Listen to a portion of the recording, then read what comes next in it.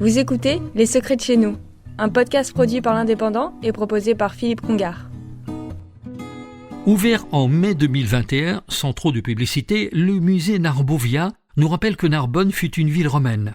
Entassée dans une église désaffectée où s'empilaient des centaines de blocs de pierre gravés ou sculptés, le président Georges Frêche s'indigna et décida de créer un musée inauguré il y a quelques jours.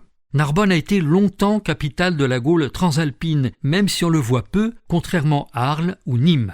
Narbovia a été dessiné par le Britannique Foster & Partners, à qui l'on doit notamment le viaduc de Millau.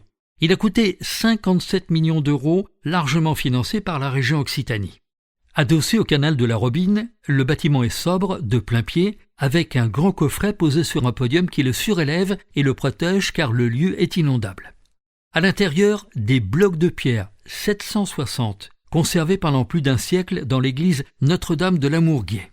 Les dimensions sont impressionnantes, 11 mètres de hauteur pour 75 mètres de longueur. Elles proviennent souvent de monuments funéraires. Pour leur donner mouvement et vie, un chariot élévateur géant s'empare à heure fixe d'un bloc et l'installe dans une cellule entourée d'écrans qui délivrent des informations. D'autres pépites sont à découvrir dans ce musée qui est aussi une réussite architecturale. Le musée Narbovia est au 50 de l'avenue de Gruissant, nommé aujourd'hui avenue André Meckle à Narbonne. Vous avez écouté Les Secrets de chez nous, un podcast produit par l'Indépendant et proposé par Philippe Congar.